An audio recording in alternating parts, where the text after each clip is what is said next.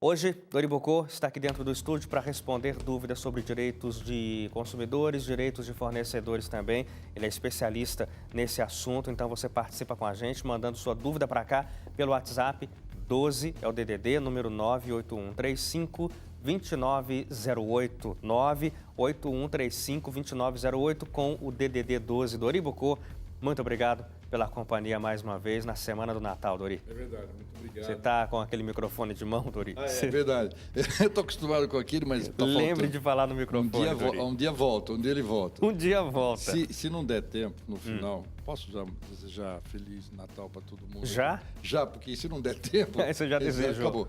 Pessoal de casa, muito obrigado por esse período todo que nós estivemos juntos. E Feliz Natal. Se Deus quiser, semana que vem a gente estará com vocês também para desejar Feliz Ano Novo e que 2017 a gente consiga ajudar mais pessoas. É certo, Dori. Muito obrigado, viu? Pronto. Não é só o começo do jornal. Só o começo. A Márcia é do Rio de Janeiro e pergunta o seguinte: por favor, doutor Dori, qual o melhor caminho para cancelar um plano de saúde? Parece que ela está angustiada querendo cancelar um plano e não está conseguindo, hein? Ela e a população brasileira. É muito ruim. O atendimento é difícil. Eles procuram subterfúgio, eles procuram tirar a pessoa, se tiver mais idade, idoso então, nem pensar. Dificulta exames, dificulta marcações, dificulta os chamados procedimentos de alto custo. Então, realmente é complicado. O que ela pode fazer, é Márcia o nome dela? Maria. Maria. Dona Maria, é o seguinte, entra na página da Agência Nacional de Saúde Suplementar, ANS, e solicita orientações, dicas para cancelamento de plano e também na internet procure na página Procon ou colocando dicas para cancelamento de plano de saúde Procon. A senhora vai verificar que vai existir algumas dificuldades que a senhora vai cumprir, mas não são dificuldades imensas. Ela pode até ter algumas restrições, mas isso é muito importante que a senhora siga dependendo do plano, do tipo, se é ambulatorial, se é odontológico, se é especial, se é executivo. Então, tudo isso, ela com a documentação na mão, ela faz as perguntas na ANS e depois vai para a página do Procon. E também tem uma dica outra, IDEC, Instituto de Defesa do Consumidor, como cancelar meu plano de saúde, porque é um roteiro realmente que levaria o programa inteiro aqui hoje, não daria para explicar. Mas a orientação básica foi dada, Dori, obrigado. E olha só o caso da Ivonete, que é de São Paulo. Ela escreveu o seguinte, que ela fez um pagamento de uma conta usando a internet, o sistema de internet do banco, né? Pagou pelo site do banco e quando ela fez isso, ela tirou uma foto do comprovante ali, fez um print da tela do comprovante.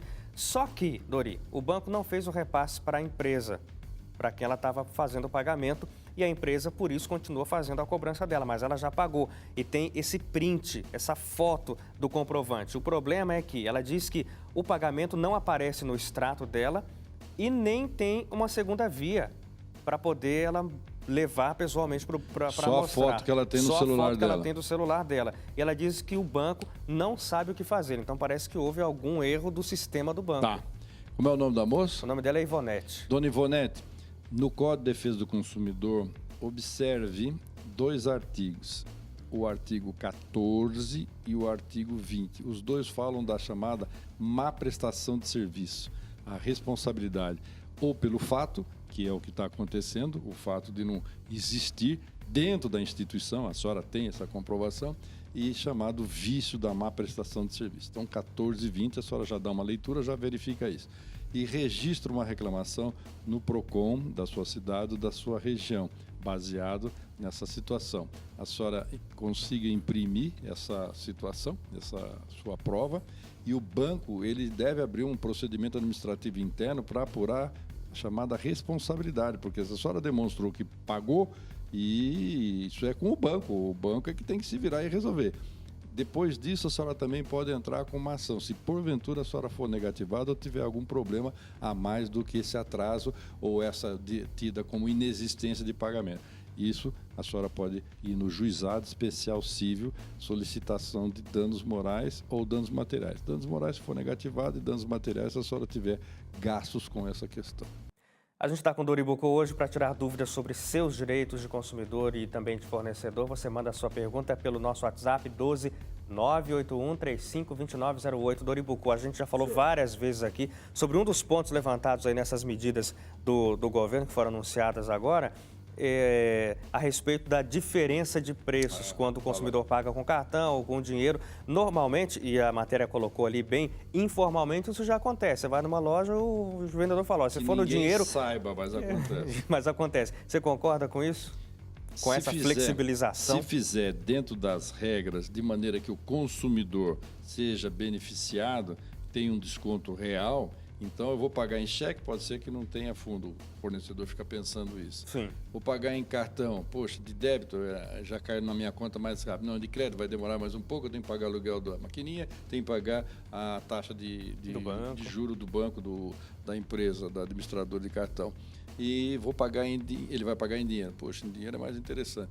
Então, se você fizer uma graduação dessa possibilidade, uma regra do jogo aberta, ouvindo as partes, eu concordo. Para não dar errado, que nem nós já falamos e no fim você viu o que aconteceu. Os negócios da bagagem, que a ANAC quer impor, PROCON já reclamou, o IDEC já reclamou, a OAB já reclamou, o Senado já reclamou, o mundo reclamou, nós já reclamamos. Então, não pode você só achar que vai dar certo e joga para isso daí para o povo, coitado, que vai pagar a conta. Tá certo. Olha só, o Odair Magalhães tem uma pergunta para você. Ele diz que já tem 4 meses que ele fica recebendo mensagens no celular, mensagens de cobrança. Só que a cobrança não é para ele, a cobrança é para uma outra pessoa que ele nem conhece. Ele já falou que não conhece essa pessoa, que esse número é dele, não tem nada a ver com esse devedor, mas as mensagens não param de chegar, Dori. Aí ele pergunta, posso fazer alguma coisa contra essa empresa e pedir, quem sabe, uma indenização? Porque eu estou sendo incomodado há 4 meses. É o Odair? Odair. Ele mora onde, sabe? Ele não escreveu. Então tá bom. É o seguinte, se for no estado de São Paulo, existe na página inicial do PROCON bloqueio de ligações de telemarketing. Se o senhor fizer essa chamada solicitação de bloqueio, dando seus números e também denunciando essa postura dessa empresa, que o senhor já vem reiteradamente explicando, depois de determinados 10, 15 dias, o senhor passa a não ser mais incomodado por obrigação. Se continuar sendo incomodado, o PROCON vai multar. E também o senhor pode reclamar, registrar no PROCON da sua cidade, pelo artigo 42, são as chamadas cobranças abusivas, colocando o senhor em situações desagradáveis e não respeitando os horários, seu trabalho, seu lazer. E o senhor já veio avisando, isso aqui não é da pessoa. O senhor registra, se o senhor tiver BIN, isso é importante, se o senhor tiver gravador, isso é muito importante para fazer também. Então, tem o PROCON, tanto a página bloqueio de ligações de telemarketing, quanto a questão do registro da reclamação dele. Com isso, a empresa que faz essa postura inadequada, ela está passível de autuação.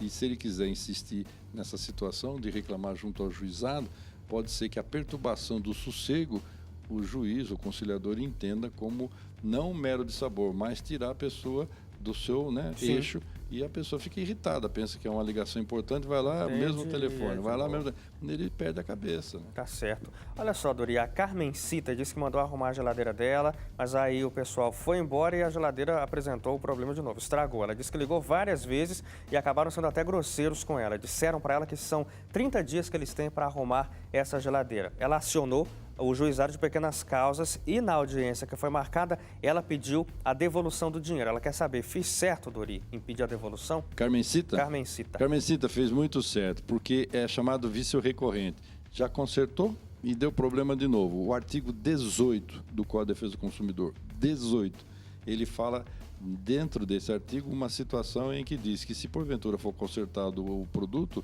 e der novamente o mesmo problema, é o vício recorrente, a senhora não tem mais a obrigação de ficar com esse produto, a senhora pode cancelar, solicitar a compra, solicitar um outro produto ou retirar o dinheiro que a senhora pagou. O dinheiro investido. E hoje, Dori, está aqui para tirar dúvidas suas a respeito desses assuntos, por exemplo, como esse, Dori. Olha só, acaba de chegar aqui uma pergunta relacionada ao tema que o Cataldi trouxe aqui sobre problemas com imóveis. A Luciane disse que comprou um imóvel em novembro do ano passado. Disseram para ela, olha, em 6 meses está tudo certo, você assina o contrato. Até agora, nada de ela assinar o contrato, não foi passada uma previsão correta sobre a entrega do apartamento. E com isso, ela diz, a correção do INCC, o Índice Nacional da Construção Civil, subiu bastante de novembro para cá. E agora a gente corre o risco, Dori, de o financiamento nem ser aprovado. Eu entrei em contato com a construtora para fazer um distrato e fui informada de que, para isso, eu vou ter que pagar uma multa de R$48 mil. Está certo isso, Dori? Pergunta a Luciane. Baseado em que essa multa dos R$48 mil, Luciane? Deu vontade neles de cobrar isso. É Luciane? Luciane. Luciane, você é uma pessoa muito educada. Pergunta para eles com educação e paciência sobre o que é que vem a ser essa multa de R$48 mil se eu não dei causa a absolutamente nada do que está acontecendo. Ela sequer assinou o contrato, ela está dizendo. Ela aqui conversou sobre essa questão e agora querem tirar dela R$48 mil. Bom, isso é o fim do mundo. A senhora tem total liberdade de não fazer, aliás, eu até recomendo, nem faça mais com essa construtora esse trato, porque se já a senhora não assinou nada, não entregar, eles estão demorando, ainda querem cobrar multa, imagine se acontecer depois da senhora assinar e ter comprometimento com eles. Então, isso é muito difícil. Olhe os artigos 51, quando assina-se contrato, é de cláusulas contratuais. E olhe o 39 de práticas abusivas. Exigir do consumidor vantagem manifestamente excessiva na parte financeira. Tem isso também no contrato. Então, não tem obrigação disso daí. E quando tem aquele contrato de promessa de promessa de compra e venda? Então, existe. Mas quem não está cumprindo a parte que lhe cabe é a construtora. Então, ou a imobiliária. É a bilateralidade. Quer dizer, você tem o equilíbrio da relação de consumo. Ela tem também no artigo 4º, que é tida como uma pessoa mais frágil da relação, ela não domina o conhecimento, ela não sabe. Tem que ter uma orientação da construtora. Se estão jogando tudo em cima dela, essa responsabilidade, isso daí eu reclamaria junto ao PROCON, contrataria um advogado e se continuarem com essa ideia, porque qual é a obrigação que ela tem de pagar uma multa se ela não assinou absolutamente nada? E o que está interferindo na construtora ela não fazer esse negócio? O que vai ter uma coisa com outra? Não sei, nunca vi falar nisso. Tá certo, tá respondido então para ela. E olha, essa pessoa não manda o nome, Dori, mas tá com um problema aqui. Diz que a linha telefônica foi cortada com justiça porque a fatura foi atrasada, o pagamento não foi feito. Só que ela pergunta, mesmo sem estar usufruindo da linha, porque está cortada, a empresa continua gerando as faturas que serão protestadas se eu não pagar, Dori. Tá certo isso com o amparo da lei? Eles cortaram o sinal. Cortaram o sinal. Ela não usa mais o serviço. Ela não usa mais o serviço porque foi cortada. Ela tem a obrigação de pagar aquele prazo, o tempo, né, que ela utilizou, e ela vai solicitar uma religação colocando em dia esse pagamento, esse atraso. E a partir daí, vida nova. E agora, o que eles querem cobrar? Então, ela diz aqui que as faturas mensais continuam a ser geradas. Tá, eu pergunto, mas geradas sobre o quê? Essa é a dúvida dela. Será que não ocorre, Dori, de quando você faz uma contratação de linha telefônica, ter aquele mínimo, aquele valor mínimo, mesmo estando a linha cortada, você tem um contrato? Precisa ver se existe. Verifica-se sobre o que é referência ali, né, no índice, na nomenclatura, do que se trata esse valor. Valor mínimo para manutenção de serviços para conservação da linha. Às vezes é um monte de coisa que não é nada, é só para tirar dinheiro da senhora. E entre em contato com a Anatel, Agência Nacional de Telefonia. E também, se for o caso, registrar essa reclamação, uma dúvida, junto ao PROCON. Porque se a senhora não pagou, a senhora deve pagar o que deve.